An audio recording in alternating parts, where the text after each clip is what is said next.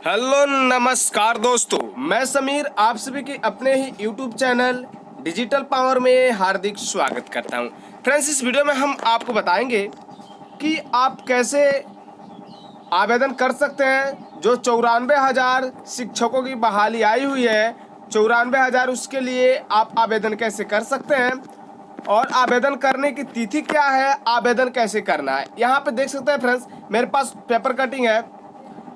यहाँ पे paper cutting है कि निबंधित डाक या हाथों हाथ जमा होगा आवेदन। ठीक है फ्रेंड्स, आवेदन करने की तिथि यहाँ पे मेंशन किया गया है कि कब से आवेदन किया जाएगा, आवेदन किनका यहाँ पे जमा किया जाएगा। तो सबसे पहले मैं आपको दिखाना चाहूँगा आवेदन। यहाँ पे देख सकते हैं फ्रेंड्स, यही है। इसी को आपको डाउनलोड कर लेना है और फॉर्म फिलअप करके और उसके बाद आपको जमा करना होगा। जमा यहाँ पे कहाँ करना होगा, यहाँ पे आप देख सकते हैं फ्रेंड्स, आवेदन कौन कौन कर सकते हैं। तो यहाँ पे आप देख सकते हैं, इसमें डेट दिया गया है कि शिक्षक बहाली दिव्यांग अभ्यर्थी 11 से 25 जून तक कर सकते हैं आवेदन। यानी कि 11 से 25 तक आप आवेदन कर सकते हैं कि कौन कैंडिडेट यहाँ पे जो दिव्यांग है, यानी जो किसी भी तरह से दिव्यांग की श्रेणी में आते हैं। तो ठीक है फ्रेंड्स, यहाँ पे देख सकते हैं फ्रेंड्स, विभाग द्वारा जारी किया गया है, प्रकाशन किया गया है। यहाँ पे कंप्लीट जानकारी दिया गया है। मैं आपको थोड़ा इसको दिखाता हूँ फ्रेंड्स कि यहाँ पे इसका विज्ञापन विभाग द्वारा पत्रचार फ्रेंड्स, यहाँ पे समाचार पत्रों में भी प्रकाशित होगा। यहाँ पे समाचार पत्र में प्रकाशित हो गया फ्रेंड्स। यहाँ पे फॉर्म भरने आपको फिलअप करने का तरीका भी मैं आपको बताऊंगा, क्या क्या फिलअप करना है, कैसे फिलअप करना है। अगर आप DLED है तो भी ठीक है फ्रेंड्स, या आप B.Ed किए हुए हैं तो भी आप कैसे आवेदन करेंगे, इसके लिए आपको बताने वाला हूँ। तो यहाँ पे आप देख सकते हैं फ्रेंड्स, बताया गया है कि 11 से 15 जून तक आवेदन कर सकते हैं जो यहाँ पे माध्यमिक शिक्षक। ठीक है फ्रेंड्स, उसके लिए यहाँ पे देख सकते हैं 1 जुलाई 2019 को जो अधिघोषणा हुआ था, नोटिफिकेशन जारी हुआ था, उसके आधार पे यहाँ पे अभी बताया गया है कि आवेदन जो होगा वो आपको निबंधित डाक के माध्यम से जमा किया जाएगा और यहाँ पे आपको उसके लिए समय दिया जाएगा। अब मैं आपको फॉर्म फिलअप करने का प्रोसेस बता देता हूँ। विशेष जानकारी के लिए ऑफिशियल नोटिफिकेशन आपको मिल जाएगा, वहाँ से आप पूरी जानकारी ले सकते हैं।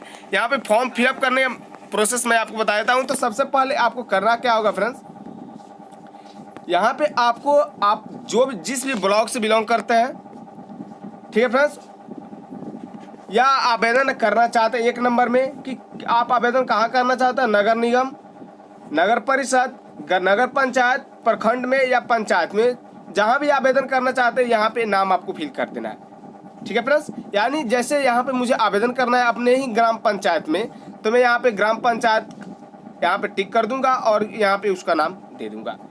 क्लियर है फ्रेंड्स। अगर मुझे आवेदन करना है प्रखंड में, तो यहाँ पे आप देख सकते हैं प्रखंड वाला यानी पे हम टिक कर देंगे और यहाँ पे अपने प्रखंड का नाम मेंशन कर देंगे।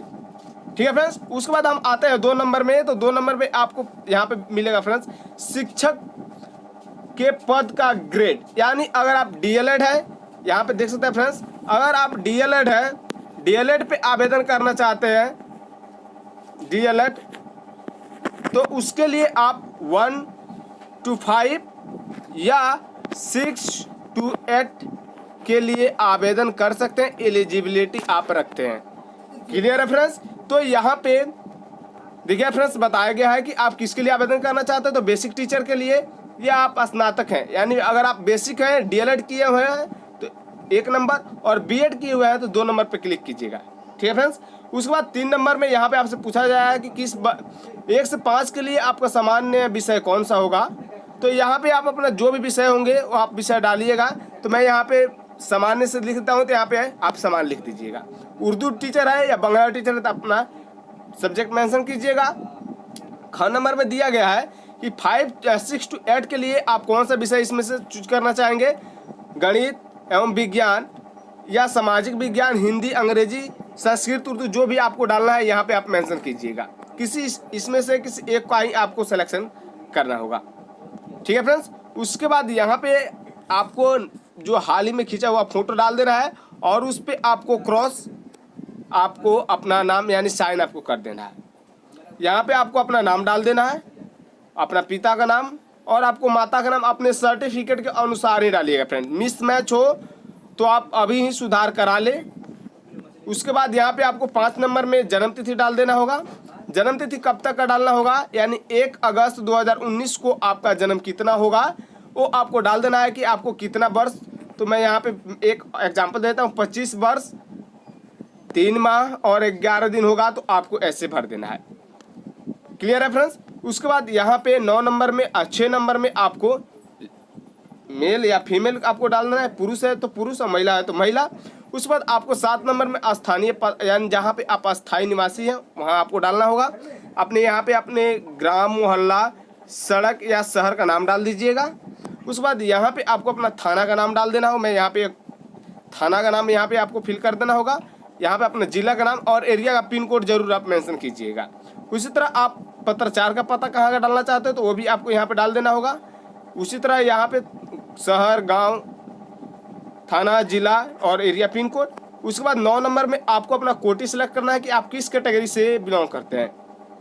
अगर आप समान कोटि से आते हैं तो इसमें टिक कीजिएगा, और 11 नंबर कॉलम आप अगर आर्थिक रूप से कमजोर में आते हैं तो मेंशन कीजिएगा, नहीं तो आप छोड़ दीजिएगा। ठीक है फ्रेंड्स। अगर आप आरक्षित में आते हैं उस कंडीशन में यहाँ पे आरक्षित टिक कीजिएगा, और 10 नंबर कॉलम आपको फिल करना जरूरी होगा कि आप इसमें से किस कैटेगरी के अंतर्गत आते हैं। ठीक है फ्रेंड्स। तो यहाँ पे अति पिछड़ा वर्ग के आते हैं तो यहाँ पे अति पिछड़ा वर्ग पे आप टिक कर दीजिए। मैं अपने अनुसार यहाँ फिल करके बता रहा हूँ, आप अपने अनुसार फिलअप कीजिएगा। उसके बाद 11 नंबर आप अगर आप विकलांग है तो यहाँ पे आपको विकलांग का कौन सा कैटेगरी में आप आते हैं। यहाँ पे जैसे दृष्टिबाधित या सुनने में दिक्कत है तो मैं यहाँ पे एक एग्जांपल के लिए सुनने में बाधित हूँ। यहाँ पे आपको विकलांगता सर्टिफिकेट है, यहाँ पे देखिए फ्रेंड्स लिखा हुआ है विकलांगता का प्रतिशत 40% से कम विकलांगता वाले अभ्यर्थी इस कोटि के अंतर्गत नहीं करेंगे। ठीक है फ्रेंड्स। यानी जिनके 40% से कम है तो वो इस कोटि के अंतर्गत नहीं आएंगे। ठीक है फ्रेंड्स। अगर आप विकलांग नहीं है तो आप इसको छोड़ दीजिएगा, इतना को आपको मेंशन नहीं करना है। लेकिन यहाँ पे दिया गया फ्रेंड्स कि बिहार राज्य के स्वतंत्र सेनानी अगर है, आप कुछ नाती पोते हैं तो यहाँ पे आप मेंशन कीजिएगा, अदरवाइज छोड़ दीजिएगा। उसके बाद यहाँ पे आपको 12 नंबर में आइएगा तो यहाँ पे आपको मिलेगा कि आप टीटी या एसटीईटी कब उत्तीर्ण किए, तो उत्तीर्ण 2000 मान लीजिए मैं यहाँ पे 15 में किया, यहाँ पे 15 आपको फिल कर देना होगा। उसके बाद यहाँ पे जो सीटेट यानी आप या एसटीईटी आप कितना परसेंट लाए थे उसमें, तो यहाँ पे आपको परसेंटेज डाल देना होगा, जितना भी परसेंट। मान लीजिए एग्जाम्पल के लिए मैं 90% डाल देता हूँ। ठीक है फ्रेंड्स। उसके बाद यहाँ पे आपको शैक्षणिक योग्यता भरना है।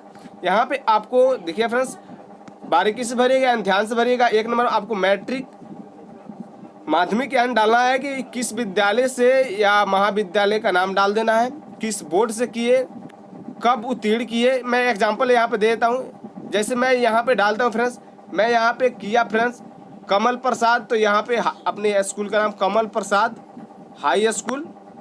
ठीक है फ्रेंड्स। उसके बाद बोर्ड कौन सा था तो यहाँ पे आप डाल दीजिएगा। अगर आप बिहार बोर्ड से हो तो बिहार बोर्ड, और जिस बोर्ड से आप हो तो वो बोर्ड आपको डाल दीजिएगा। उत्तीर्ण कब किए, तो उत्तीर्ण मैं मैट्रिक किया था मान लीजिए यहाँ पे 2012 में।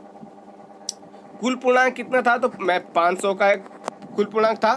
प्राप्त आपको कितना प्राप्तांक हुआ यानी कितना प्राप्त हुआ था, मेरा हुआ था 370 डाल दीजिएगा।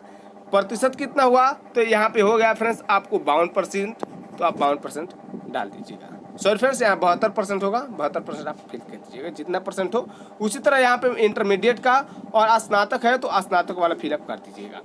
अब आते हैं नीचे कि आप जो डीएलएड किए हुए हैं यहाँ पे, उस डीएलएड में या बीएड किए हुए हैं तो बीएड में आपको उसी तरह फिलअप करना है, किस स्कूल से किए या महाविद्यालय से, बोर्ड कौन सा था, आपका कुल पासिंग ईयर क्या था, कुल प्राप्तांक कितना था, कुल आपका जो फुल मार्क्स कितना था, यहाँ पे आपको कितना प्राप्त हुआ, और यहाँ पे आपको परसेंट डाल देना है।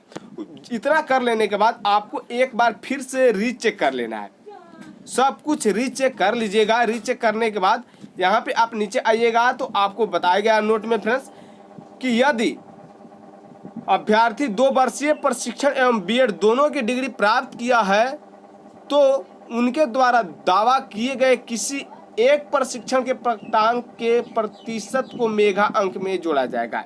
यानी अगर आप दोनों किए हुए हैं तो किसी एक का ही जोड़ा जाएगा।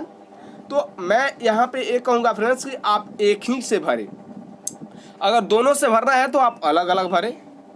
ठीक है फ्रेंड्स, यहाँ पे देखिए बताया गया है कि 5 to 8 से 1 to 5 और 6 to 8 के लिए अलग अलग आवेदन करना होगा। अगर आवेदन कर रहे हैं तो आप अलग अलग आवेदन कीजिए।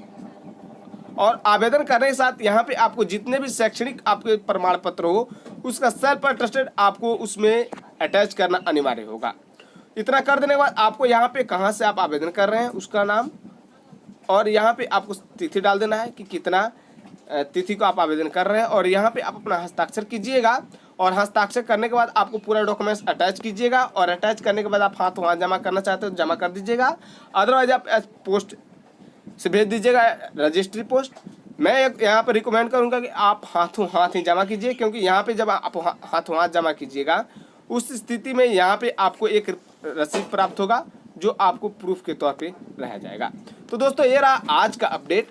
इसको डाउनलोड कैसे करना है तो इसके लिए आपको डिस्क्रिप्शन में मिल जाएगा, वहाँ से आप इसको आगे उसके बाद आप डाउनलोड कर लीजिएगा। डाउनलोड करने के बाद फॉर्म फिलअप करके सभी डॉक्यूमेंट अटैच करके आप भेज दीजिएगा। तो दोस्तों ये रहा आज का अपडेट। मिलते हैं फिर किसी नए अपडेट और नए वीडियो के साथ, तब तक के लिए दीजिए इजाज़त। Thanks for watching.